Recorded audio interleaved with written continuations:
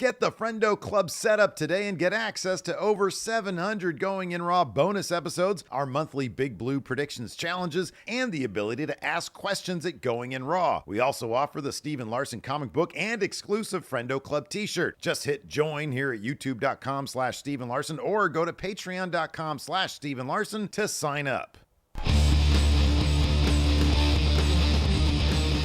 Hey, friendo, Steve here. Yeah, Larson. Welcome back to Going In Raw, the only pro wrestling podcast you need to be listening to. On today's episode, we're talking about AEW Dynamite, the go home to Revolution. Well, hold on. As Tony Khan told us last night, we were in attendance live at Dynamite in Sacramento. He said, before Collision started, this is what is called in the industry the go-home show. So technically, Collision is the go-home show.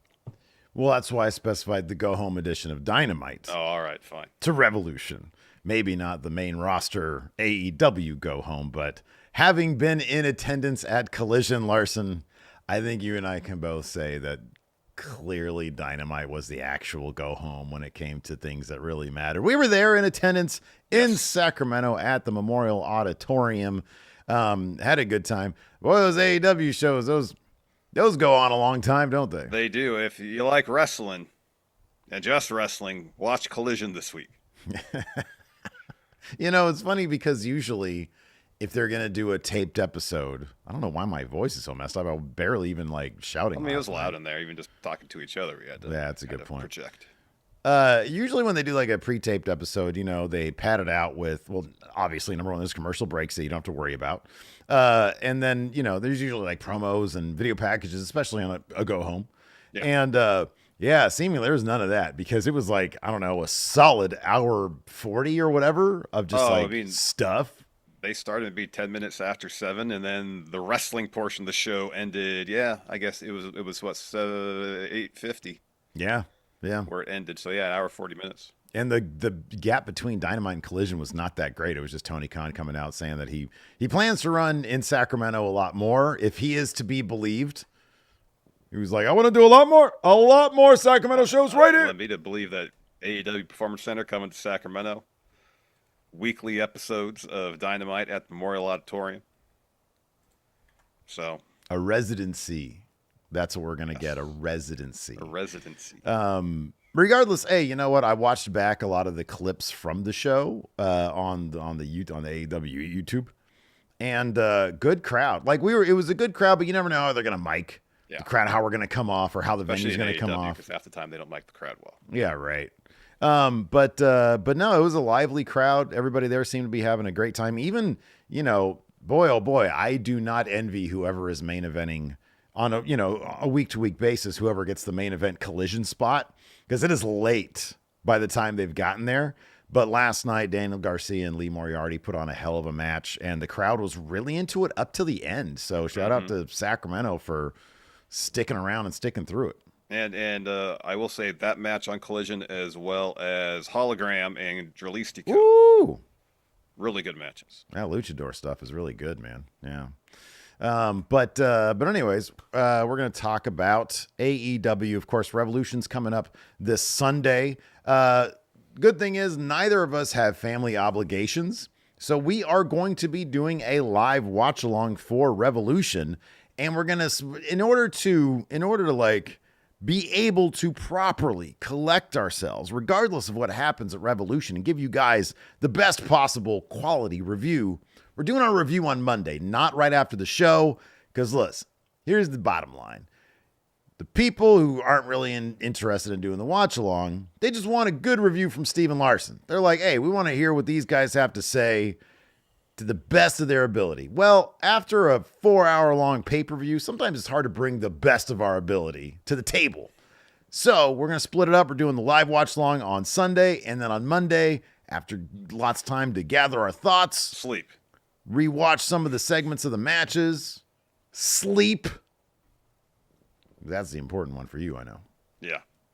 Then we'll be doing our live review on Monday. So hopefully you'll join us for all that stuff. Yes. So let's jump into it. It's on the thumbnail, so I suppose we should talk about it now that we're 5 minutes into the show. Probably a good idea. Cope heading into Revolution, this title match. He told Mox, one by one, I'm going to take out each member of the Death Riders, so I face you alone, one-on-one. No one to interfere. And so Cope had a match last night against Wheeler Yuta. And he won that match, not a surprise. Via spear, not a surprise. But rather than hit him with a concerto or take him out, he grabs the mic, puts Wheeler's hand in his own, and then shakes it and says, "That's what respect feels like." And he leaves. So then Mox wanders down through the crowd, gets in the ring and starts pie-facing Wheeler Yuta a bunch and screaming at him. And Wheeler kind of pie-faces him back and leaves. And Mox follows him but drops a promo. Pretty much says, all right, Cope, you got me. I'm all alone. Taking out all my guys. But you have to, hit X number of shots. If you hit, 3 shots, I only got to hit you with 1. I could do that. And, the idea is rather, I guess Cope thought it was more powerful, more effective, perhaps, rather than taking Yuta out with Concerto, to drive that wedge between him and Mox. I mean, here going into Revolution in a matter of a few days, it seems like advantage Cope. Seems like one-on-one match. However, is Cope going to regret not taking out Yuta? So, I'm assuming the idea is they've written off Marina and Claudio thanks to the concertos. And Pac, yeah. Right, and Pac, yeah, thank you. And then this last one with Yuta, like you said, planting seeds of dissent with Wheeler Yuta. I like the idea that he's mixing it up. It is, a bit more risk, but maybe higher reward in terms of him getting his hands on the AEW attaché case. So that's the big question. That's a big story beat. I suspect Wheeler Yuta is going to end up siding with Mox and making sure that he keeps that briefcase. That being said, Larson, I guess there's 2 questions to explore. Number 1, do we think this is going to be it for the Death Rider story?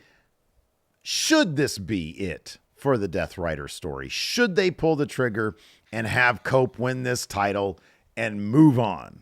Or should they do what I suggested a couple weeks ago, have Cope win it and then have Mox win it right back on the Dynamite afterwards, like Lex Luger and Hulk Hogan back in 1990? Well, yeah, you could do that. I mean, this ain't going to be the end of the Death Rider story. I mean, ideally, what I like to see have happen is Mox wins at Revolution, Swerve wins at Revolution, Swerve beats Mox for the title at Dynasty. That's what I like to see happen. I don't think that's going to happen. I think Swerve is going to win at Revolution. However, I think Ricochet is going to ultimately cost Swerve his title match against Mox. We'll get the third blow-off match between Swerve and Ricochet, maybe some sort of stipulation bout. And Mox will carry that title probably till All In, where he'll lose it to Darby Allin in the main event. Mm-hmm. There seems to be too many variables in play, even though Cope has taken out a majority of the Death Riders. He's still got Wheeler Yuta. Might be a bad move letting him walk into Revolution rather than taking him out. Seems like the easier thing is to take him out, eliminate that situation. Yeah. How about this? Take him out with Concerto, grab his hand, shake it while he's unconscious, and say, "That's what respect feels like." A little bit A, a little bit of B. And then you don't know. I know Christian and Cope haven't crossed paths in a while. I don't even know if Patriarchy's still feuding with the Ops. They weren't last night. I think that just finished. All right. So then Christian's got that contract. He's got a lot of history with Cope. He could interfere, tease a cash in, distract Cope. He loses. Cope can go on to feud again with Christian. And then Mox can go on to carry the title till Darby beats him. I personally feel that given how they have, I feel like this this chapter of the Death Rider story hasn't been nearly as overtly, I don't know, what do you want to call it? Bad? Lame. Yeah. As previous chapters in the Death Rider story has been. If they continue to not devote so much time to it, I'm fine with them sticking to whatever plan they have in place. I mean, Darby probably is the guy that will get the biggest pop, assuming he successfully climbs Mount Everest and plants the AEW flag along with the rest of the trash that people leave there at base camp. I'm not even sure that he is. You think Darby would get a louder pop winning the title at All In against Mox as opposed to Will Ospreay or Hangman Page? Nah, Darby. Or for the AEW crowd, Darby would. Yeah, absolutely, 1,000%. No, I kind of feel like Ospreay would get a louder reaction. No, because they've been building Darby. It's like it's not even necessarily the expectation. It's Darby's been there since day one. Will Ospreay is an incredibly over babyface, but like Darby does the crazy shit. And building that match where Darby basically gets ragdolled a whole lot. And if they overbook the finish like they do with like, because there's parallels to Bloodline stuff here. And if they overbook the shit out of it, here's the thing. Darby would kind of need some overbooking for it to make any sense whatsoever. Ospreay wouldn't. And so you build that crescendo towards the finish of a match. Yeah, Darby'd get a bigger pop. Yeah, absolutely. I'm pessimistic. I mean, anyways, that's how the story's going to end. We'll never know. It's easy. We'll never know because it's not going to happen. Some sort of Schrodinger's AEW championship. I guess if Darby, doesn't come back from Mount Everest, I hope that doesn't happen. I hope he returns safe. Wow, man, jeez, don't go there. Do you think he's just going to go like base camp and then come back? Does anything about Darby Allin say to you going halfway? Okay, let me ask you this, because in my mind, Darby's just going to scale Mount Everest wearing the normal, like his pink, Yeah, his hoodie, his cut-off jean shorts, and his tights and his boots. Yeah. No oxygen, none of that shit. No, stuff to keep him warm. No, just his usual clothes. Yeah. Right. And then he's going to skateboard down, right? Yeah. Man, I've seen so many clips on my Instagram lately of Mount Everest stuff. Along with a lot of other crazy stuff like that. I don't know why you get that stuff on your Instagram. It's messed up. I was laughing so hard when I showed you that knee buckling yesterday. Oh, that was gnarly. I turned over and you're like this. Oh. Jaw on the floor. I'm like, what the heck are you looking at? Why would you ever exciting Dynamite going on here? Why are you focused on your phone? Never wonder that, because you're never going to like the answer. If that's the reaction. All things considered, some dude's knee going the wrong way is probably like pretty low on the list of stuff that I watch. Be like, oh gosh, why is that on your phone, Steve? Yeah, that's true. Given what Instagram's been pushing me lately. Yeah. What a disaster. They have all those billions of dollars. They can't even figure out how not to put like that kind of shit all over my Explorer page. Anyways. So yeah, I do not think for a second that they're going to conclude the Death Riders championship run. And I don't even think at this point they should, as long as they keep their eye on the prize and they continue to emphasize the other really good things, because we had a really cool MJF Hangman angle last night where we're going to get immolation. We were going to get, and they treated that with the appropriate amount of like urgency. And then there was also, and I watched this back, and it's funny watching it. It's like, when you watch it back on television, the contract signing, which when you watch it live from up in the Statler and Waldorf section, like we were, the $40 seats, at the beautiful Memorial Auditorium. Oh, great venue. It's like when you're watching, how like if you're watching like a behind the scenes thing about some cool movie or TV show, and they have just, they just have like a camera back there watching all of it be performed and stuff. And like in front of the cameras, well, once you like actually look at it, it's going to look really cool because it's cinematography and shit like that. But he just got some Joe Blow with his iPhone back here. And that's what it's kind of like. It's like watching a stage play version of what you see on TV without the dramatic close-ups and whatnot. Yeah. It played wonderfully on television. Yeah. Watching it from our point of view, though, a little less impactful for obvious reasons. Yeah, also, we were facing hard cam, so they weren't playing to us. Yeah. They were playing towards A cam. So but watching it back, it was a really, really good sequence for the sake of conversation. Witnessing the go home math there, where Swerve Strickland pulled a Superman 2 and took away Ricochet's powers of scissor and had his own scissor and opened him up. You don't think that says to you Ricochet's about to go 2-0 on Swerve? No, because in the main event, Ricochet pinned Swerve. That's right. So All confidence on Swerve winning All confidence on Swerve on Sunday. Yeah. But that's going to mean Swerve wins. He gets a title shot against Mox. Ricochet will cost him that. And I don't mind that's predictable because the journey so far has been a lot of fun.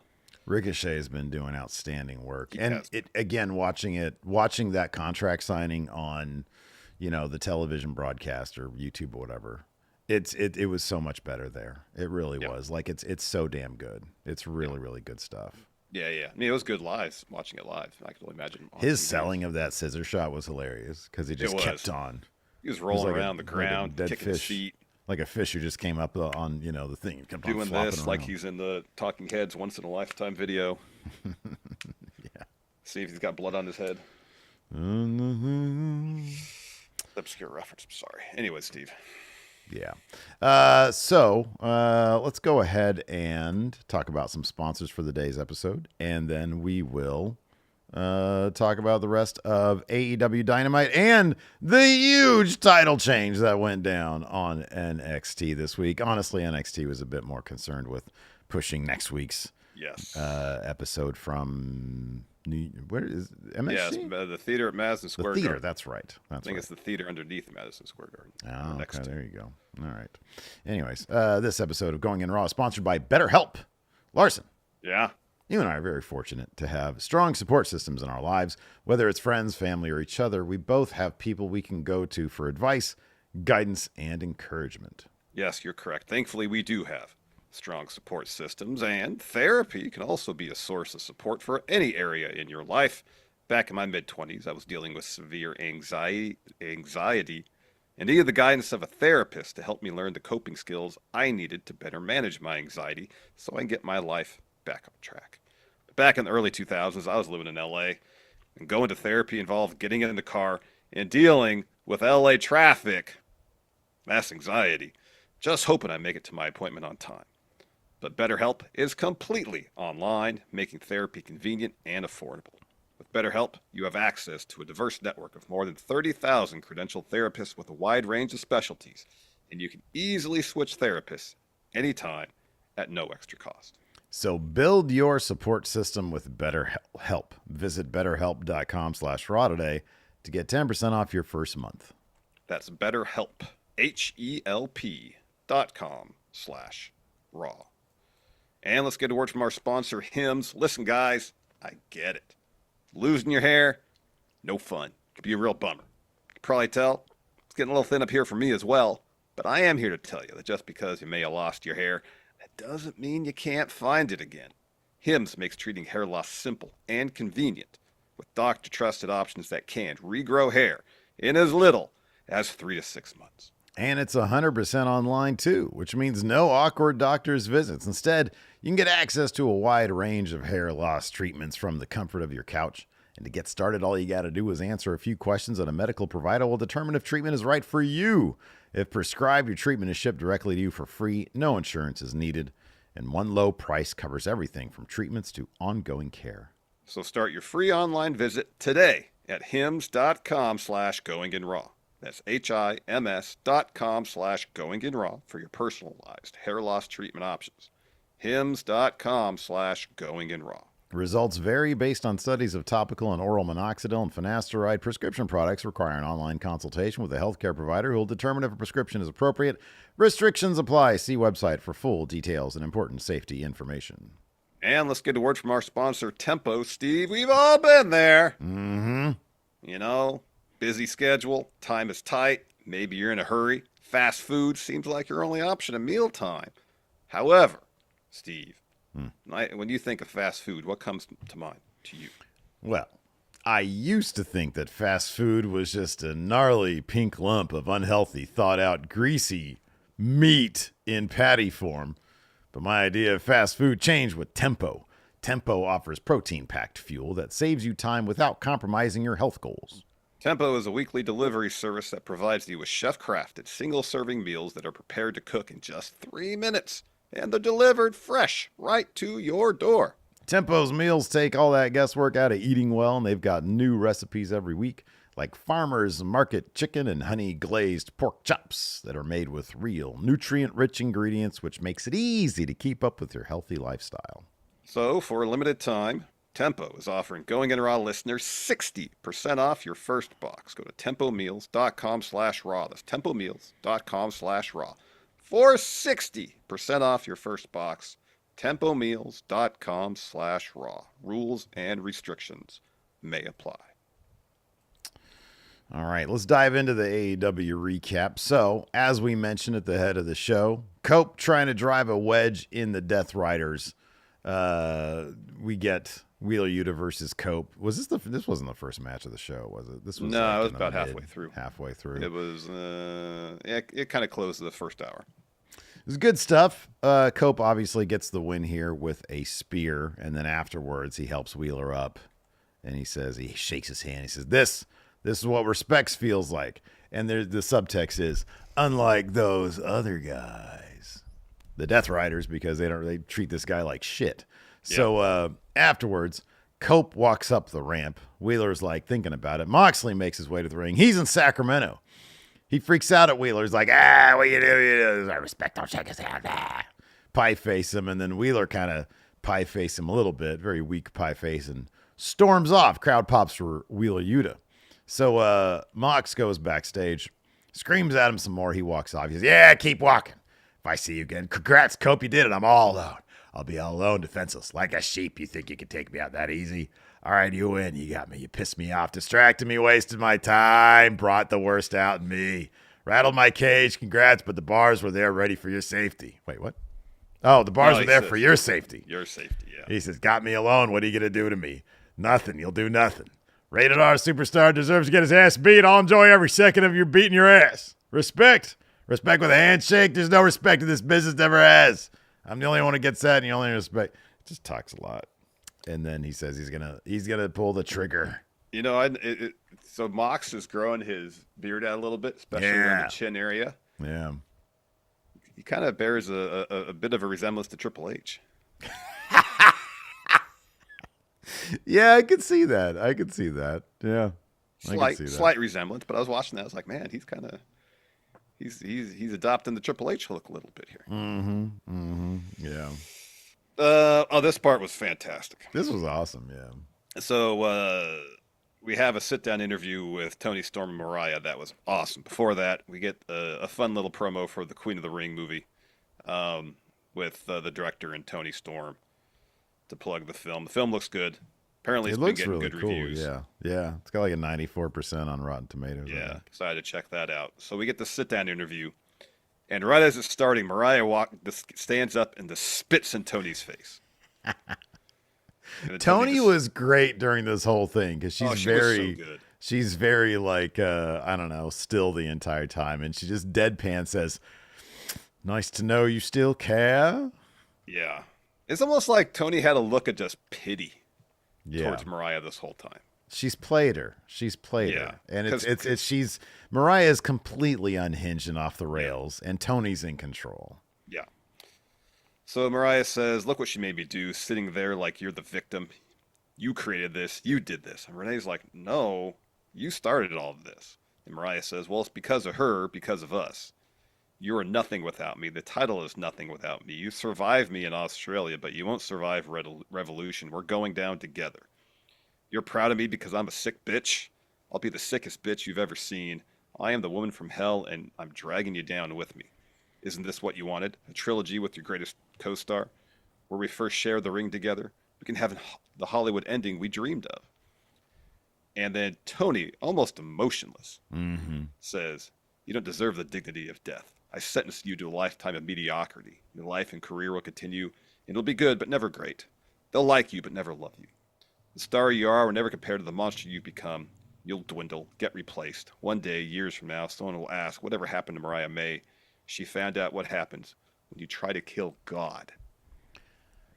It's so good. Where does the story go from there after Revolution? I mean, Tony's going to win that one. I mean, Mariah, does she go through like a complete, like she just goes on a rampage type deal? She just completely falls apart. It could be that. It could be she loses her road to title is seemingly closed, and then she's searching for a new identity, essentially. I mean, that's what so much of this story is about. Um, I would guess that's maybe a direction they could go. I I don't know still for think that sure. they could pull off kind of the next logical story beat would be Mariah May gets her own Mariah May, gets her own It's her own Eve, yeah, protege. Yeah, Eve. Yeah, yeah, exactly. I think there's a lot more. There are many more chapters that they could tell in this story. Be interesting to see where they go from here. agreed, agreed. Because it's been one of the highlights of AEW the last couple of years, without a doubt. Oh, absolutely. It's Yeah. been No, so this has good, been one of the best stories they've ever told. absolutely. And Tony Storm's performance, since it was obviously great before, but since she returned and reintroduced the timeless character, oh my god, Did you ever watch that sit down interview with Renee in the movie theater? no, I gotta watch that still. It's so it basically opens. Tony arrives, and she's at the very back of the theater. It's really wonderfully shot too. Whoever they got doing production on these things is really doing a great job. And she's at the very back of the theater, and they go really wide on it. And she says, "Are you allowed to masturbate in this theater?" She is so fucking naturally hilarious. Yeah. Are you allowed to just Oh as my loud as can gosh. be? Are you allowed to masturbate in this theater? Oh, Oh my goodness. So we had a contract signing early in the show. So Swerve and Nana make their way out first. Ricochet follows. Ricochet comes out in a suit, another Eagles hat. Tony Schiavone moderates, opens the floor to Ricochet, asks about where's the robe, because he's not wearing Jimmy Ray's robe, the embassy robe. Ricochet's like, don't worry about it. Let's get some upgrades. You'll see it on Sunday. So that upsets Nana and Swerve. So Swerve starts to stand up. And Swerve what do you think the modifications are going to be? What if he gets a huge Eagles logo on the back? Super Bowl champions. Yeah, that'd be great. And so Ricochet goes, "Whoa, Swerve. Get your grandpa before something happens." Talk about Nana. Says, "Well, you've done these contract signings before, but never ended well, did they? I showed up. Don't worry, your house won't be burnt down again." And Swerve just says, "Sign the contract." Ricochet says, "You're lucky I'm here, that I'm even humoring a rematch. I should be done with you. You started this and stuck your nose in my business. You chose to mock me. You tried to bully me and have all the fans bully me and embarrass me. Even in the face of that, I still beat you. That's why you're mad." Again, Swerve says, "Sign the contract." Ricochet says, "I will. Don't worry, Swerve. I'm only one step closer to being the AEW champion. I'm focused on Mox. I'm focused on Cope. I'm focused on who I was supposed to be, AEW champion." Swerve tells him to shut up. Says, "You're an annoying, entitled, little self-righteous prick. I started all this to expose you for the fraud you are, and that's what I'm going to do on Sunday. A low blow victory. That's impressive. You stole the embassy robe. Left me a bloody mess. But the biggest mistake was you left me breathing, and so now I'm be breathing down your neck until I end you. You've awakened the biggest monster in AEW, and this mistake you'll regret living with. This Sunday, I'm going to carve my path to AEW title, not by going through you, but to put you in the ground. There's only two things you'll be remembered for: that I briefly revived your career, and second, your ring announcer wife." So Swerve signs the contract. Ricochet does as well. Ricochet gets super pissed off at that. He does. He stands up and sort of all the smiling and laughing is done with. Yeah, so then Swerve turns to leave, and then Ricochet produces the scissors. He's about to stab him. Swerve turns around and grabs his hand. Dun, dun, dun, dun, dun. Then he has his own scissors. Spikes Ricochet in the head, so Ricochet's tumbling all over the place, bleeding. Seeing how much blood's coming out of his head, kicking his feet. It was good. Good stuff. You know what's funny, dude? When I was watching this, and I understand AEW's like catchphrase or whatever, unofficially, officially, whatever you want to call it, is "we're the best wrestle," right? Oh, I think it's official. They used it in marketing stuff. The ironic thing is, the thing that's like kind of appealing to me, anyways, in terms of like, hey, you know what AEW went through a lull creatively, is that they've actually introduced some pretty good characters. Mm-hmm. It's not about necessarily the wrestling. It's about the characters and the stories they're telling. You think of a Harley Cameron, it's the same thing. It's like not the best person in the ring, but goddamn, that crowd fucking popped because she's such a goddamn good character. You look at Ricochet, and the biggest complaint with him was like he can get it done in the ring, but WWE never really gave his character a chance to shine. And look at what he's done by working with Swerve Strickland here. Like he's a fully formed, well-developed character. Mm-hmm. And that's the one thing that and Mariah May and Tony Storm, Hangman Adam Page. The thing that's gonna turn the company around, if it's anything, is gonna be an emphasis on the characters. Yeah. The wrestling's gonna be there because they can all do that shit. Yeah. But like the thing that's gonna turn that company around, if that happens, it's gonna be the characters. And that's one thing that you can look at and be like, hey, they are kind of focusing on that a bit more these days. They really are. That was highlighted the main event, which saw Ricochet and Okada teaming up against Swerve and Brody King. This match was tons of fun. Hell of a main event. Brody is so over. Oh my God. His new entrance is incredible live. Yeah, because the whole arena is just bathed in red light. Mm-hmm. And his theme hits, and it's got the Tron with the giant dogs. It's really good. Yeah, it is. He's popular. Yeah. Yeah, he is. With good reason. He's going to be taking on Okada for the Continental title at Revolution. I don't give him much chance of winning, but it'll be a good match. That'll be a really good match. Yeah. And shout out to Nana in this match because they did the thing, where Brody goes running into a person against a barricade, and the barricade always like sort of juts back a little bit because of the force. Yeah. And there was one spot where I don't know where these parents were, but there was like two little kids like up against the barricade, basically doing this, and they had them lined up for that spot. And Nana ran up to them kids and said, "Back up, back up, back up." And sure enough, they went into the barricade. So shout out to Nana for being like a responsible parent because there weren't any there apparently. Just a quick aside there. Nana's a professional, man. Nana's great, dude. He is great. He's awesome. So the finish saw Okada go and get the Continental title. He's about to hit Brody with it. Swerve hits Okada with a house call. Brody takes out Okada with a clothesline. So the ref's distracted by all that. That allows Ricochet to get the title, the Continental title. He hits Swerve with it. Covers to get the win. Yep. Good match. Somebody really asked, match. Isn't Brody from around there? Brody's from Van Nuys, California, down south. From SoCal. Los Angeles area, yeah. Yeah, trained to That's the first time I ever saw him. Remember, he was working security at the first New Japan show in Long Beach. Sounds right. Sounds familiar. He was standing ringside, and there were our seats were. Yeah. Fun match, though. Good stuff. It was really good. Really good. Also, MJF, in his ongoing feud with Hangman Adam Page, tried to light him on fire. So Dynamite kicked off with MJF outside the venue, cutting a video promo. It's just you leaned over to me like, oh, well, he's definitely in Sacramento because you could just tell. Yeah. And he says, Hangman did nothing wrong. That's what you guys want to say? I disagree. Adam, you poked and prodded the devil. What I did to Daniels was light work. I like to play with my food before I eat it, but Hangman, you got me hungry. I want to take a bite out of that blue-eyed baby face of yours. Want to call me out and fight me? I'm in the streets of Sacramento. You want to talk buckshots? I got a bullet with your name on it. Hangman, if you want to fuck around, let's ride. So later on, he's still outside there in Sacramento with Renee. And he's like, my plan. She asks about his plan. He says, my plan, I don't need one. I knew he wasn't going to show up. Your hero is a yellow-bellied coward. He says, this Sunday I prove you aren't the main character, Hangman. The main character. And then a truck pulls up, and it's Hangman's truck. It says Rivian, an electric truck. Rivia, yeah, with the horns on it.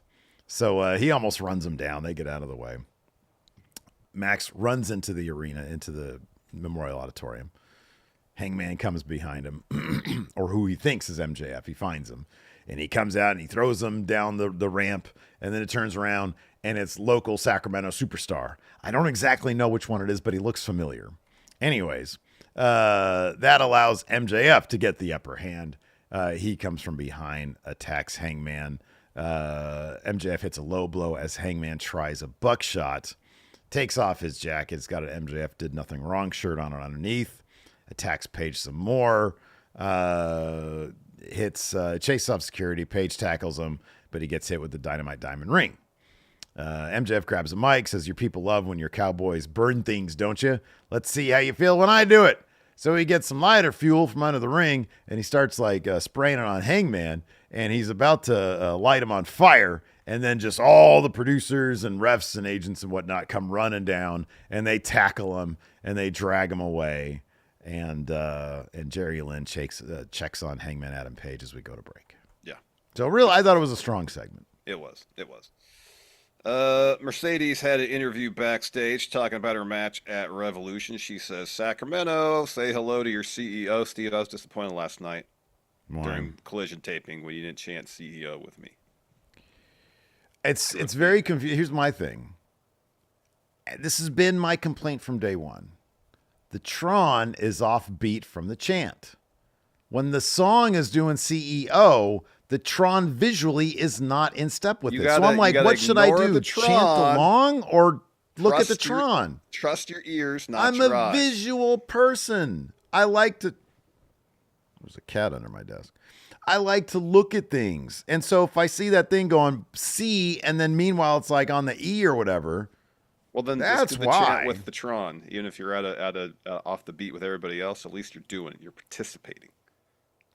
I will participate to the level of my desire, man. Tell me how much to participate or not. So Renee asks her about her match against Momo. Mercedes says, I beat her. She's legit, one of the best in Japan. She beat some of the best to get to me, but I'm the best TBS champion in history, and there's no stopping the CEO. So Renee says that Momo has a match against Serena Deeb on Collision. Mercedes says, we're talking about the woman with 1,000 holds. She'll break Momo for me. Revolution will be a walk in the park. You know why? And Renee, she's looking for one of her catchphrases. Renee answers, but it's the wrong one. Different catchphrase she was looking for. Monet changes. Her money changes everything. Yeah. We had this huge 8-man tag match. Will Ospreay, Powerhouse Hobbs. Wait, what's that? It was the first match of the show. Yeah. Orange Cassidy and Mark Briscoe versus the Don Callis family and Brian Keith, who has some new attire. He's in good shape. And they seem, Larson. Maybe, just maybe, because there's no sign of Jericho in Sacramento tonight. Or Bill. Or Big Bill. Maybe they're separating him out. It could be. I hope, anyways. Yeah, Brian Keith, Tron looked great. Yeah, it was all kind of new and stuff. I mean, he's still being called the Bad Apple. Yeah. But yeah, no, it was great. It was cool. This is a fun match. Of course, went all over the place. Ospreay gets gets the win after he hits Brian Keith with an Oz Cutter and a Hidden Blade. Afterwards, Mark Davis gets in the ring and puts the sleeper on Will. Callis family takes everyone out. They hit a double-team powerbomb on Powerhouse Hobbs on the ring steps. And so while Mark Davis is still choking Will, Kyle Fletcher makes an appearance. He brings a chair in, and Mark Davis will choke out Will Ospreay by hitting him with the chair as a bridge too far. Yeah. So Fletcher gets in his face, basically saying, you're under contract with Callis family. I'm just interpreting this. I don't know what commentary said. And if you don't do this, violation, blah, blah, blah. So it ends up Davis hits Ospreay with the chair. And he walks off, and he's torn, holding his face and everything. Fletcher follows the brainbuster on chair. Fletcher is, boy, oh boy, that dude is a WWE-sized guy. Jacked. He's a big dude, and he's jacked. Yeah, he's, 6'4", 6'3", 6'4"? He's a tall dude, yeah. Jacked. He's probably put on 20 pounds of muscle since showing up in AEW. Speaking of jacked, again, we're way up there. We're in the Waldorf Statler position, right? We're up there. Oh! Watching Brian Cage, even from up there, jacked. And seeing just how much muscle upon muscle, and he's got that great head of hair these days. Yeah. Push that guy to the moon. Yeah, he's got to let the hair and beard just keep growing and growing and growing. Dude, no, man, no, you gotta keep that shit tight, man. You gotta keep it good. There's nothing about his hair that's tight. He looks like he just wakes up and goes to work. Man, he looks like and I know Fabio had long hair, but he looks like a romance novel cover guy. Yeah. You got to keep that energy. You're talking That's about not his growing all energy the right way? now, though. It is his energy. Not Man, at all. Those romance novel dudes, their hair's all in the wind, flowing around and shit. Well, his hair is not long enough to be flowing in the wind. Yeah, it is, dude. No, it's not. Flapping a little bit. Nah. Flapping. Nah, Dude. he's got bedhead, man. I don't think you know much about romance novels, Larson. You're one of them guys that like romance. Be surprised. How would I now? Oh, man. But that dude's got so much muscle on muscle. He does. He's enormous. See, look. Confirmation from Humble says, facts, Steve. Brian Cage looks good. Yeah, he looks great with all the hair. Anyways, let's see here. We had a tag match with Chris Statlander and Thunder Rosa taking on Megan Bayne and Penelope Ford. I did not understand till seeing her live how tall Megan Bayne is. Yeah, she's tall. She is tall. She also has that that I know, but even headpiece. with the head thing on, she has for entrance. When she was standing next to Penelope Ford, it was like 6, 8 inches taller. It looked like. Yeah. It was crazy. Yeah, man. Fun match here. Megan Bayne gets the win. She hits, I think, Thunder Rosa with F5. Threw her. Yeah. Thunder Rosa was super over too, man. We had a good crowd for Thunder Rosa. Yeah. There's a great bit early in the match where Megan Bayne throws Thunder Rosa out onto Statlander on the floor, and then she picks up Penelope and throws her onto Thunder Rosa and Statlander. Mm-hmm. Yeah. Alto's in our Twitch chat says, hope you guys had fun. Really bummed didn't get to catch you guys. So we had to make a decision here because we said in our thing after the Collision taping, but I can understand because I honestly thought that was going to be it. Yeah, but they no threw idea in one additional Ring of Honor luchador match. And part of me is kind of sad that I didn't stick around because the talent was off the charts. It was like Volador Jr., Hechicero. Mystico. Yeah. But, dude, those upper level seats, they are hardwood. To the venue, it seems like. Wood. Yeah. Just no wood. padding. No padding. And so, my ass was going numb. Yeah. And on top of that, we had said collision. And on top of that, a lot of people were leaving. Dope stayed the whole time because he loves that shit. But everybody else was leaving. And so we went out to the flagpole for the meet and greet. And sure enough, we had 4 or 5 friendos come up. Yeah. Say what's up. And it was awesome. It was great. So also apologies for that. Yeah. So yeah. We've seen it Alto a million times. I'm sure we'll see him plenty more times. Yeah. So also we had Switchblade Jay White answering Max Caster's open challenge. The best wrestler alive. And in fact, he had a promo where he said, Sacramento, you're looking live at the best wrestler alive. He says, we all know Platinum Max is the most talked about wrestler in AEW. Whenever I'm in the ring, I hear the Maximaniacs talking. I hear you all. I want us to all get on the same page. And so he invents a chant. Very simple to do. The chant is this: let's go, Max. You're the best wrestler alive. But then nobody got into it because it wasn't to the rhythm of the usual chants you do. You know what he needs? A Tron that goes along with it. The little that actually is on the beat, unlike Mercedes. So he says, that was a good effort. We're not going to get it right day one. He says, but it's okay. I get why you're called Sacramento because you're all just a bunch of ball bags. He said, don't worry, we have business to attend to. Who can survive the best wrestler alive? Jay White comes out, basically hits one Blade Runner. Yeah, that's all it was. Yeah, and that did it. And then he grabbed a mic afterwards. Let me ask you something, dude. Sure. So for some reason, he is Cope's #1 fan because his promo was all about Cope winning that title. Is Jay White gonna fuck over Cope at at Revolution? I hope so. Same, because that's way better than him actually being #1 Cope fan as his gimmick. And I would say that Jay White turning on Cope to cost him the title would be a more interesting story for Cope at this point now too than feuding with Christian again. You know, dude, I'm gonna disagree only because of this, man. Cope, I don't think Cope Cope has not proven. Oh, putting people over. Well, even just working, but yeah, the idea would be Cope needs to put Jay White over. Yeah. But working with these like younger talent, like you saw what happened with Ricky Starks. Yeah. It was ugly. He just has a thing that just works so much better with those old former WWE guys. Put him in there with Lashley, sure. Because Lashley's an old WWE guy who's for some reason on Collision with the tag titles. Put him in there with Adam Cole even. Yeah. Or the Outrunners, old WWF guys. Yeah. But like for some reason, dude, it just doesn't work. He needs to stick with that old man division. That's what I'm saying. We'll see how it plays out. We'll see. He just taking L to Jay White, though. Tell you what. Yeah, who are you going to tell? You got to tell somebody that because he ain't going to tell Cope that. I'll say this in the camera, right to Cope. Cope. Go ahead. Adam Copeland, rated R On superstar. this day, I see clearly you're doing a job to Jay White. Clean. Yeah, but I don't know, man. Jay White's over and everything, but he's not Cope over. Cope's like their CM Punk. No. He is like their CM Punk. You can't even say that with a straight face. He is, though. I popped big when I saw Cope. That theme song's awesome. Well, it's the theme.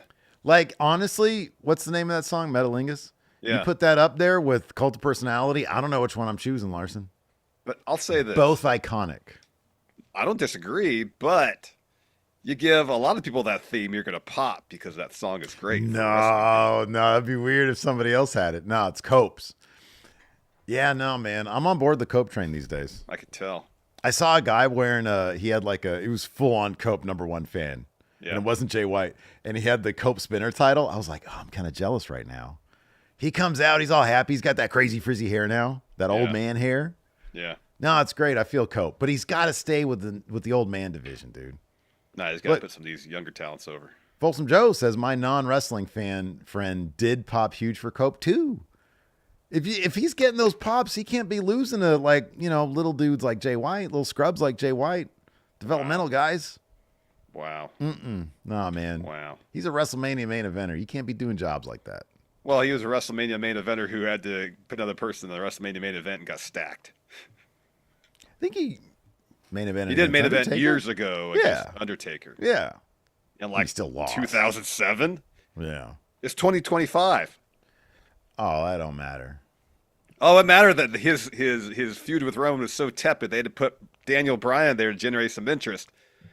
Hey. And he got stacked, Steve. Hey, listen. That's creative's fault, not his. Don't put that on Cope. Get out of here. That was bottom of the barrel Vince McMahon booking right there. Not Cope. No, Cope was This Cope would have dethroned the tribal chief. No way. That Cope was hecka boring. He was boring in Judgment Day. Yeah, but this one, oh man. I'm not terribly moved by Cope. That's okay. That's all right. You don't have to be. But yeah, he'll bury. You're trying to convince me though. No, I'm not. He'll bury that Jay White though. I'm just telling you. You say he's better than Jay White? Oh yeah, big time. He's got the credentials. Got the resume. Hey, let me ask you something. What's Jay White's gimmick right now? Knife pervert. What's his gimmick right now, Larson? We just said it. #1 Cope fan. That is until he turns on him. Maybe number two. Again. Maybe number 2 because I think we got a new #1 right Yeah, here. You're gonna be #1 maybe in about 3 days? Could be. Anyway. Get all the Cope merch for Steve. All right, let's talk NXT. How excited are you for Shawn Spears to be your new North American champion, Steve? I'm excited enough that I'll be super happy when Ricky Saints takes that thing off him. You know what, man? I like Shawn Spears. Seems like a cool guy and everything. This is not a good lineage right now because he had who had it before Obafemi? Dragon Lee. He had probably a decent run, right? Wesley had it. Dom had it. Trick had it for a day. Yeah. For a couple days. Oba really reestablished that thing in a major way, right? Yeah. Tony D's put in his time. He's developed a character. They're beloved by the NXT crowd. He really had no business beating Obafemi for that title, though. No, he didn't. The way they did it was crap. I agree. Beat him twice, I think. Mm-hmm. He beat him in a ladder match and then pinned him. Yeah, and he always had help with the family, which is weird. But now it's in Sean Spears' territory. Do you really need a transitional champion for Ricky Saints? Well, I guess because Tony's the babyface now. Yeah, I know, I get it, but you could do Ricky's it. the babyface. You know, I mean, dude, look. Here's the thing. Like, Sean Spears won. Clearly, Stax is gonna, take out Tony D and steal the family from him. Like, that's what they're doing here. Also, Yeah, they could have accomplished the same thing by having Ricky Saints just take it off of, a hard-fought babyface match where Tony D is like, hey, family, stay back. I got this. And he loses, but he gives it everything he has, but Ricky Saints beats him. yeah. And then you could do the same story. You don't need Spears to do this thing. I guess they're trying to do something with Sean Spears. He's been in NXT a couple times for a while. He never reached that level of success as Ty Dillinger when maybe he could have. And he's going to get a short, maybe a month long reign as North American champion. Ricky Saints might very well beat him at Stand and Deliver. Yeah, he will. Yeah, 6 weeks, I guess. This is going to be a 6-week title reign. He'll get a match, like maybe a rematch with Tony. I don't know. He'll defend this like maybe twice between now and then, just to give him some wins. But yeah, clearly Ricky's going to take this title off him. Ricky's going to beat Ridge Holland, then he's going to beat Sean Spears. Yep. No, I like Sean Spears. I think a lot of people like Sean Spears. I'm just not a fan of what they're doing with him and his crew. I don't know. No, I understand. You don't like the blazer with no sleeves, the vest blazer. Like I said earlier, man, I'm a visual guy. I like cool looking things, and he doesn't tick off any of those boxes. Maybe that's his way of getting heat. His gear to be aesthetically not pleasing. That could be. Yeah, maybe. We got an update here about Evolve from Mr. Noob. Says, can I assume there'll be a super chat here? Can I assume there'll be a review of Evolve this episode? The Friendos and the world really need to be aware of the debut of the great Trill London. Yeah. I've got it up on my other screen right here. I might watch the damn thing on my Twitch channel, Wrestling Juice. See, my YouTube is Wrestle Juice, and then the Twitch channel is Wrestling Juice. And why? Because Wrestle Juice is already taken, but it's actually in my possession. I just don't know how to do one transfer into the name the or other. change the Yeah, name. I don't think you can. I'm stuck kind of a little bit, to be honest with you. But tight spot, so to say, huh? Bit of a tight spot. Right. So yeah, I don't know, man. I might watch it on the Twitch channel because that seems fun, and it's like on Tubi, so whatever, it doesn't matter. It's a Wild West on Twitch, man. I like that the venue holds about 15 people. Gives you a real atmosphere. Like, there's nothing like an indie show when people are just kind of tired and they stop reacting to anything. And so you just have a bunch of, you're just doing gym moves in the middle of the ring and nobody's saying anything. You're describing hour 6 of an AEW taping, too. Hey, man, those people were up for Garcia and Moriarty. That was only hour 4, though, Steve. But man, I got this thing on my other screen here. I'm looking at this venue. It's like, oh my God, there's like nobody here. Otherwise, NXT was basically solely focused on building up to Roadblock next week, which is shaping up to be a really good show. But in terms of stories developing, there wasn't a lot happening on NXT this week. Guess we can jump into it. Let's talk about how Sean Spears won that North American title. So early on, we get I'm looking at this Evolve thing. This is going to turn into like a one-sided watch-along for Evolve. I'm trying to run down. Sorry. I'll stop. We get a Tony D interview, and he's asked about Izzy. He says his mother always told him that if you got nothing good to say about a woman, don't say anything. But I've got a lot to say about Izzy, but CW respect me for saying next question. Mm-hmm. And so he says, I understand the concerns about my back. Spears is putting together a family of his own, but there's only one family in NXT, and that's the D'Angelo family, perhaps not for long.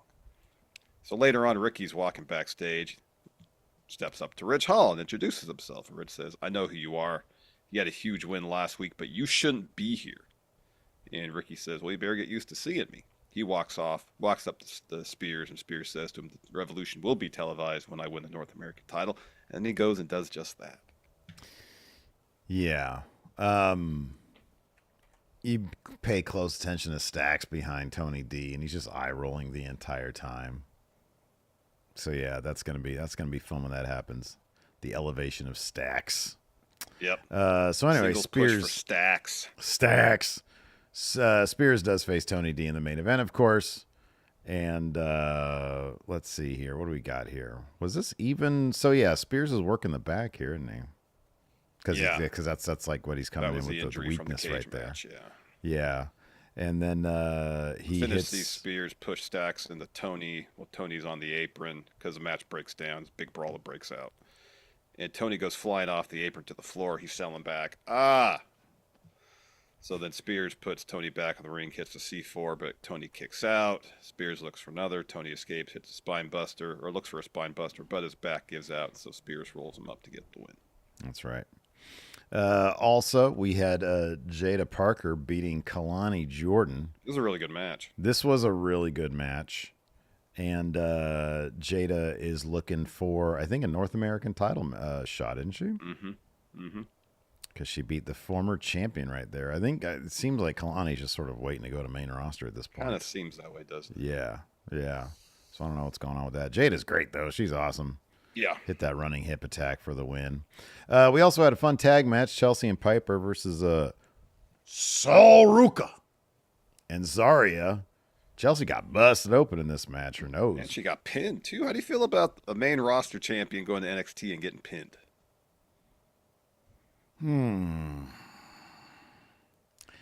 I mean, if it was like Lyra, I'd probably have a bigger problem with it. But Chelsea's kind of just booked like, I don't know. I kind of feel like, well, number one, she got a splash from Piper. I mean, you know. Yeah, no, and she had both crushed. finishers from Zarya and Sol Ruka. I get it. Yeah.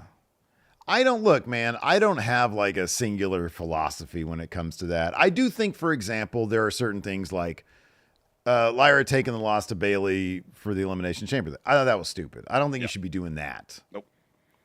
But Chelsea, who is already kind of a cowardly heel, taking this to kind of advance maybe a Piper Chelsea story a little bit, maybe. I'm fine with it. I'm cool with it. She's so good as a character. Yeah, she is. They're like, I don't give a shit. You know, like I just want to see her on the television because she's awesome. She is. So as mentioned, Piper accidentally hits Chelsea with a senton. Zarya hits Piper with an F5 and then onto Chelsea. And then Sol Ruka follows with a Soul Snatcher to get the win, pinning Chelsea in the process. So Jordan Grace had a match against Cora Jade. They got ended early due to injury. That was set up earlier in the show. When Jordan's talking to Ava about Roxanne, Cora walks in, says after she beats Masha for the Knockouts title, it's going to make it more important than Jordan ever did. And then Jordan says the day that Cora wins the title is the day I retire. Ava says settle in the ring. Not sure the nature of the injury.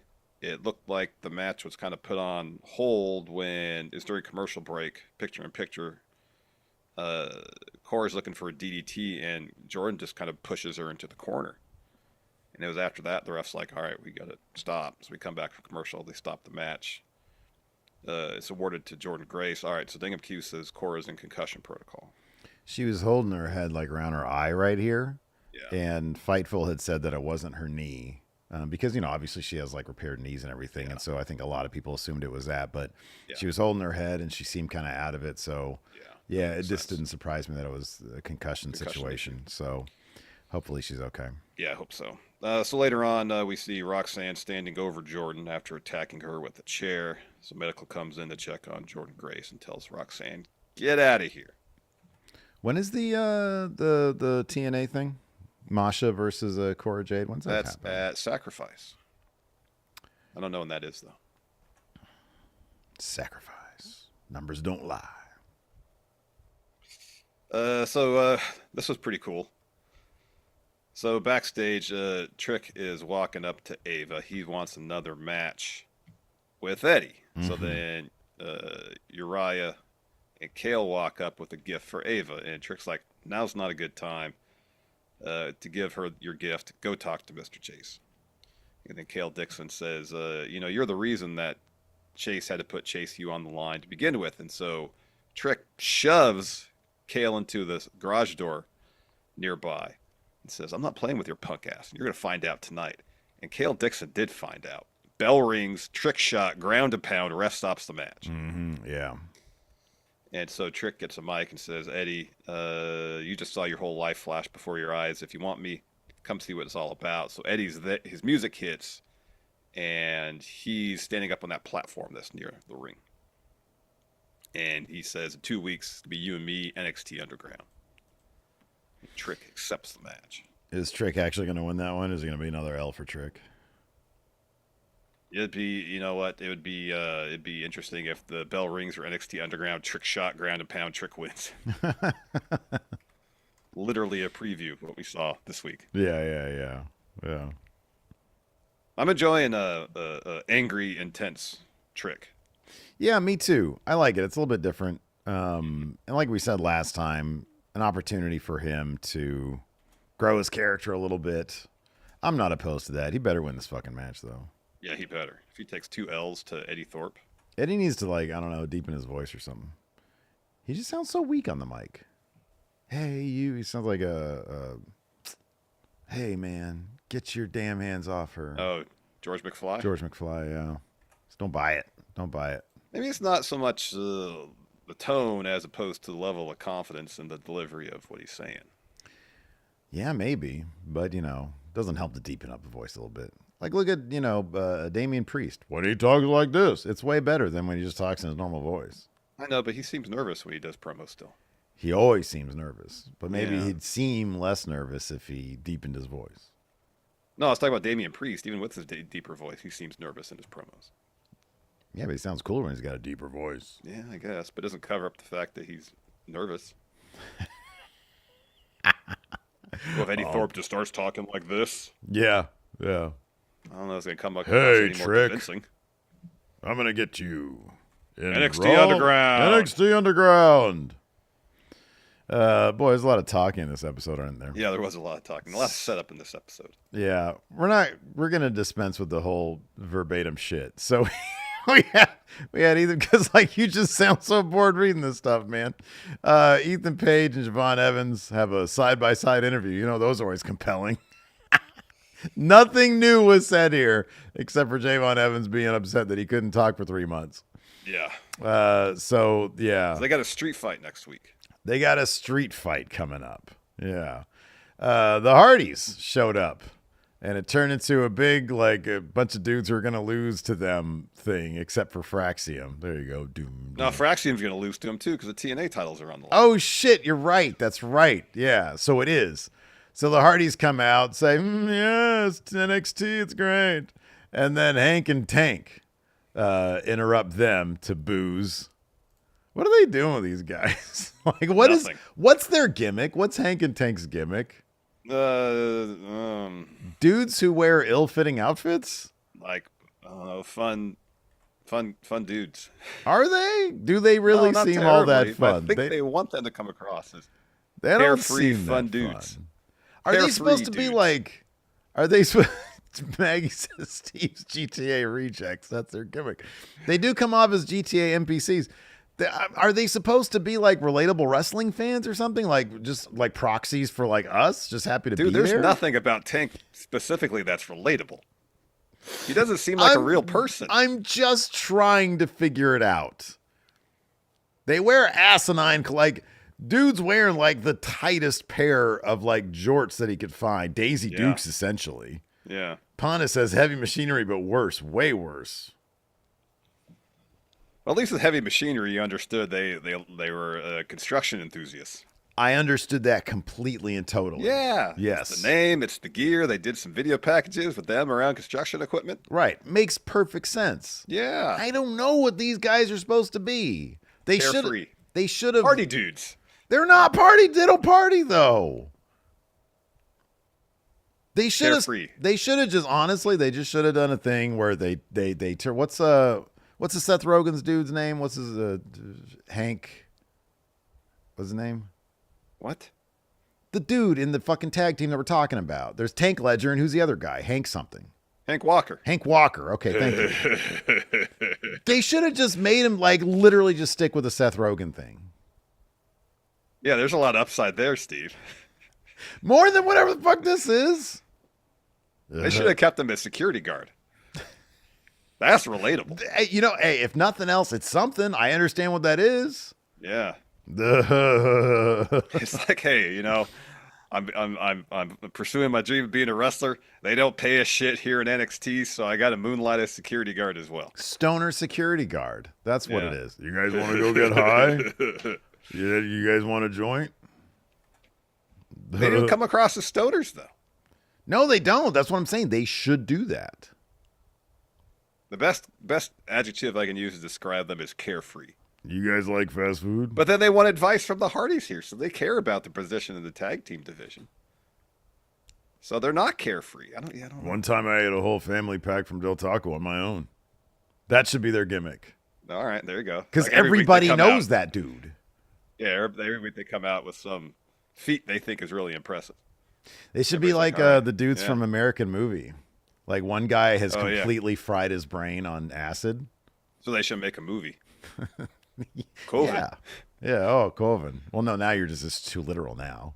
Well, I mean. No, it's pronounced Coven. Nah, man. Coven. Coven sounds like oven. If anybody out there is watching this hasn't seen American Movie, holy shit, go watch it. It's really good. It's fucking crazy. So anyways, Hank and Tank come out. They're looking for advice. Hardy say you got to take it to the extreme, but that's not table, ladders, and chairs. It's taking risks. So Briggs and Inamura come out. They talk some crap. Hank and Tank were like, all right, time to take it to the extreme. They take out Briggs and Inamura. Brawl breaks out. Fraxium teleports behind the Hardys. And they just kind of set up again. Hey, this match next week is determined who's the best tag team in the world today. Is weed legal in Florida yet? I'd be surprised. Same.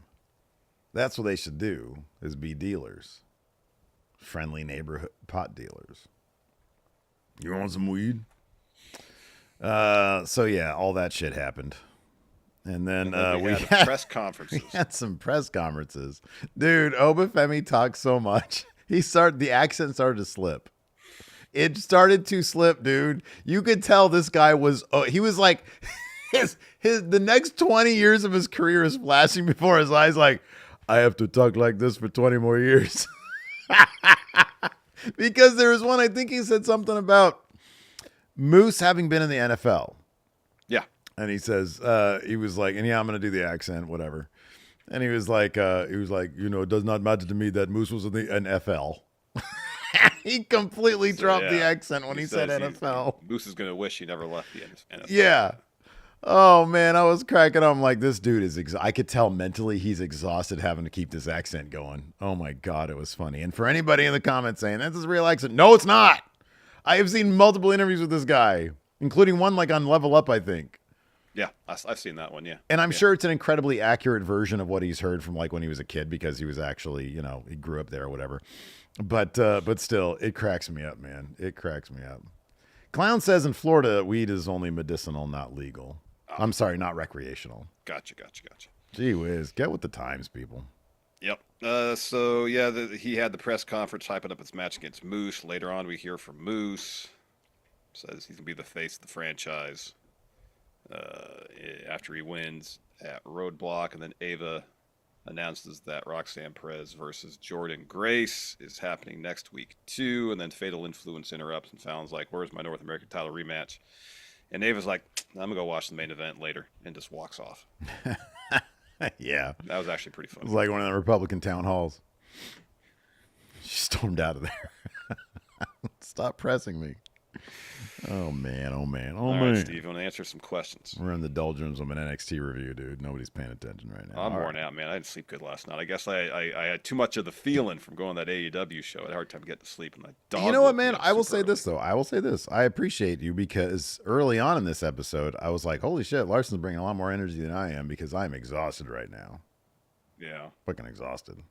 I know all we got to do is this, and we got to do our Revolution predictions, and then I can just Take a crap. well, if necessary, but just Well, that was a not sound. do a whole lot. You made the crap sound. Well, I use sound for a whole lot of things. Mm-hmm. Like someone leaves, I'll go. Yeah. You go. I don't do that. That's a different thing. Kyle here says with WWE launching the WCW YouTube channel that posts old matches and shows old matches and shows count as Steve predictions for WCW coming back. No. No? It's not original new content. Dude, I think that was your prediction. I think my predictions are terrible for this year. I think I did a horrible job. Last year I killed it. Oh my God, I did so good. This year, my predictions are terrible. Do you have them handy? No, but I remember looking at them like, I don't know, a month ago and being like, Jesus Christ, these are awful. Tony Khan going to hire a showrunner? That was my big one. Yeah, that shit ain't happening. That ain't going to happen. I got mine here. What do mine look like? Yeah, I got that one right, I think. I think you got one of the ones about like NXT going on the road, right? Yeah, hopefully I got Charlotte winning the Rumble. That wasn't that far of a stretch, though. Blue Monkey G says, after hosting a couple great fan meetups, what would it take for y'all to do a Going in Raw live podcast show? We haven't done one of those in a while. It was fun when we did it. When's the last time we did that? Double or Nothing recap. At Starcast? Yeah. I would have no problem doing it.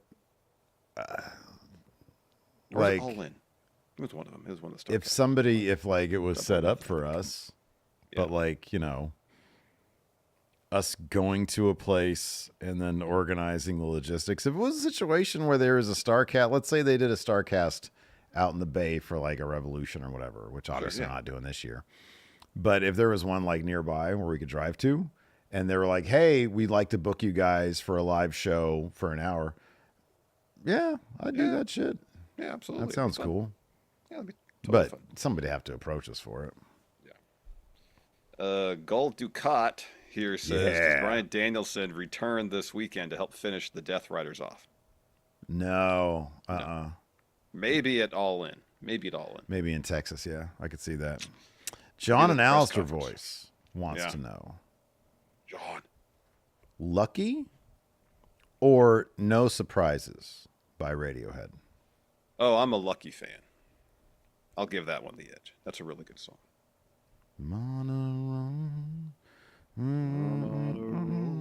This time. Yeah, probably Lucky. My spirit animal is the Dorito says, Ricochet and Swerve have scissors. Which arts and crafts item would you choose as a weapon? Broken pencil. There you go.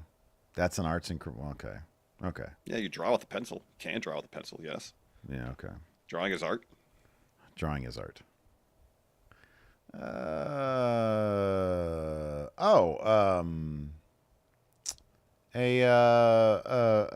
Shit. What do you call them little razors? The X-Acto knife. Oh, wow. Yeah. Those things are really sharp. They are. Yeah. Luis here says, if band names were literal, what would be the best concert and worst concert to attend? If band names were literal, Anthrax clearly would be the worst. That'd be bad. That'd be horrible. Yeah. The best?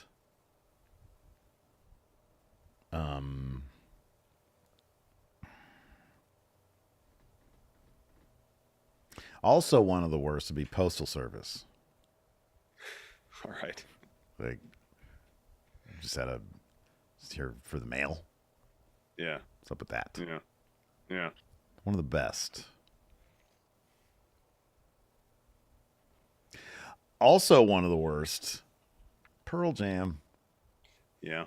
Nirvana would be the best. Yes. Who doesn't want Nirvana? I know. Yeah. Jesse Helsius wants to know, did you guys have edibles before Dynamite? You guys do some mushrooms before Dynamite? Dark Tank Lucha wasn't there, so no, we didn't do any shrooms. Josh M. here says, is 10 matches overkill for a pay-per-view? I'm talking about Revolution. For me, yes. 6 to 8 is ideal. Are we allowed to tap out early on the Revolution watch along? Sure, it's our stream. Like around 7:30, because I think it starts at 4. Pre-show starts at 4. Fuck, really? I think. Man, I Usually thought the how it thing goes. said 4. That'd be cool if it starts earlier. I know, right? Wow. Let's see. Oh, mute site quickly. AEW. Let's Oh, find it says out. 4 p.m., but I don't know if that means the pre-show. Yeah. The 0 hour starts at 3:30. Oh, nope. 5 o'clock. Womp. Bummer. Womp. Yeah, that's a drag.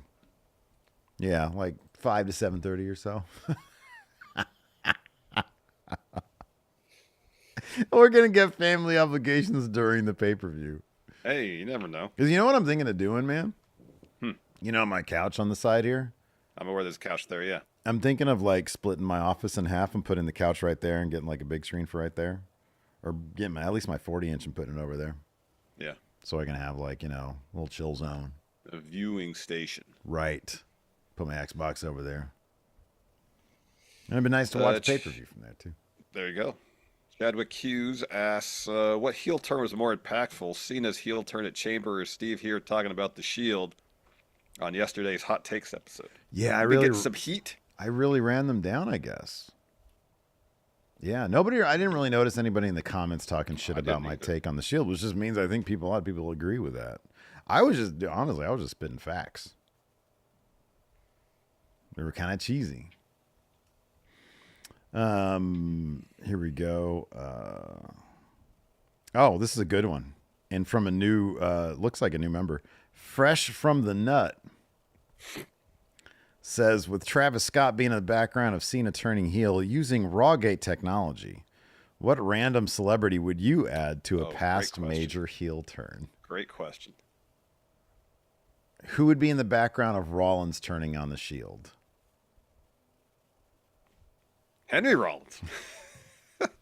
He's back there with his little shorts on. He's got little black shorts on. Just like, yeah, doing that right there. Yeah. And then he gets on the mic and he says, "Hey, Rollins, you're a liar. Yeah." Henry Rollins. There we go. What about Hogan turning heel? 1996. Oh man, shit! Dude, I can't now. You just did the best one, so like now it's just a step down. We got to end there. What about Bill Paxton as Chet from Weird Science and Turd Form? Wow, talk about obscure. Hey, dude. Hey, dudes. Hey, dudes.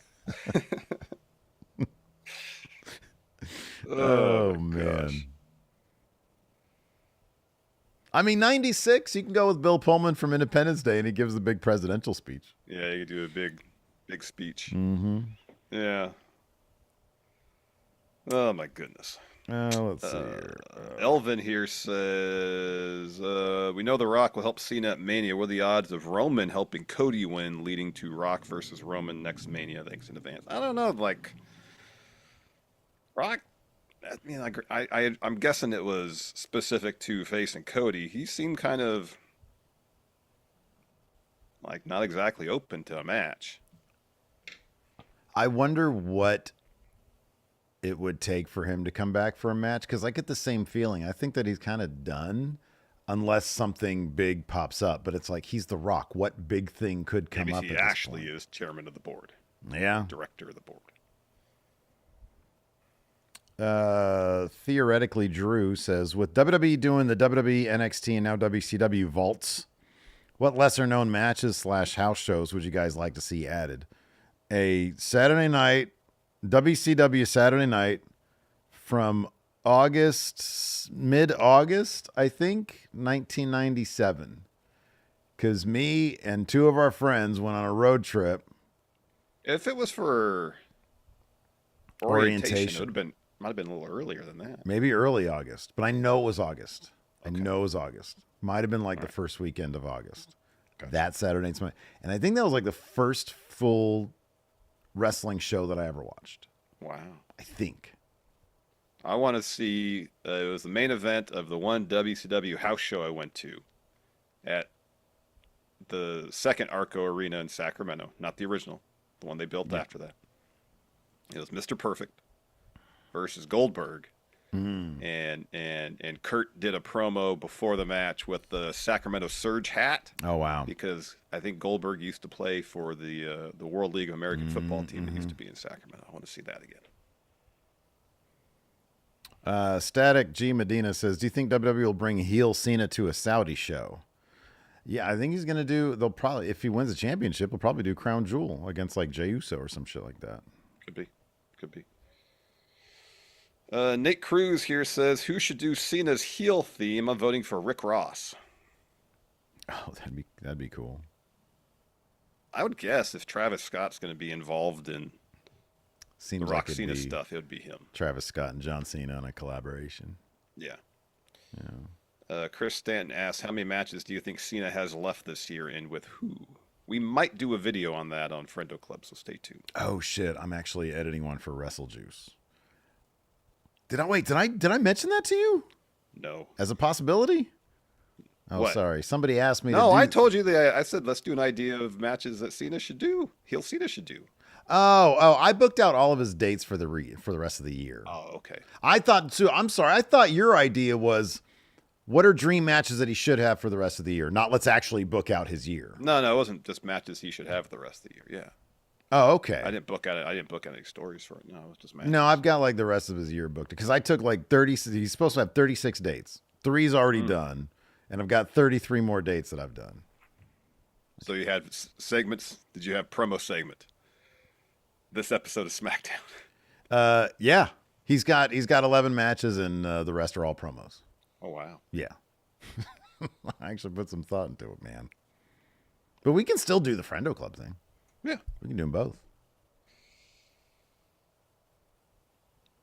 Let's see here. AJ Otani says, if you were at a fake NXT press conference, who would you want to question and what would you ask? Obafemi. I would ask him a question designed to elicit just an obscenely long answer and just watch him sweat having to do that stupid accent. And I call it stupid. It's not a stupid accent, but like, I don't know. It just sort of makes me laugh that he has to do this. He'd probably think to himself, why did I agree to this? I could just talk like like I normally do. Yeah. That's what I would do. Yeah.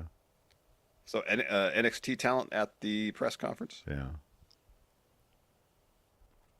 Any question? Any question? I want to talk to Ricky Starks, ask Ricky Starks about his cinematic influences. Okay. When can we expect? I know I heard that he directed or was involved in the Jade Cargill thing that was released not long ago. But when can we expect a new Ricky Saints short film? Yeah, that's a good question. What I'd want to know specifics. What lenses does he use? What cameras is he using? Exactly. Yeah, that's what I want to know. Obviously, Ricky, you're a huge Kubrick fan based on that one he did a while ago. Or are you? Or are you? What's your favorite Kubrick film? And if not, why are you not? Why do you not appreciate Kubrick's work like Steve doesn't appreciate Alfred Hitchcock's work? Thank you. Yeah. Yeah, man. Watching North by Northwest, boy, what a piece of shit that ended up being. I think I wrote better than that movie. My goodness. Kyle the Ginger here has been a member for 23 months. Says, hello, friendos. Hope y'all are doing well. I think Larson's really happy because we're almost done with the show. Yeah, I am pretty tired. I'm hungry too. One more thing. Lunch. One more thing. Gonna do predictions. Like 5.5 hours of sleep. I'm tired. 5.5 hours, really? Because it took me forever to get to sleep last night for some reason, and then the dog woke me up at like 5:30. Damn. You get a doggy door, man. No doggy door, really? No, because don't you have French doors? Yeah, that, and then she gets in the stuff in the backyard. Like there's a cat that comes and poops in our backyard, and then like the first thing she gravitates towards. Oh, so you can't just let her roam free, huh? No. Okay, that's a bummer. You gotta keep an eye on her. Boy, that sucks. And then sometimes, when she has to do her business, if we take her out back, she just does one or the other, and then like 5 minutes later, she's like, I need to go out again. Well, just think of it this way. You only have another 12 to 15 years of that. Yeah. Then we'll get another dog. Probably. It's a never-ending cycle. Maybe, we'll have a couple years break like we did after Zoe passed. Yeah, right. Yeah. Dog. I know. I've told Lace, I'm like, yeah, I need like 18 months. I need 18 solid months before I dive back into that. And I don't even know if we will, because we got the cat. Yeah. And it's like, I don't know if I want to fuck with that. So I don't know, man. My dad never got one after our dog died. Mm-hmm. And it's like, I kind of get it. It's like a kid, It's like, gosh darn, like, I don't know if I can. I don't know if I can emotionally do that. Yeah. But then I'm a big softie, so I probably will. But like, man, yeah. Anyways, that's going to do it for the show today. Thanks everybody for tuning in. We appreciate it. Till next time, we'll see you guys around. Goodbye.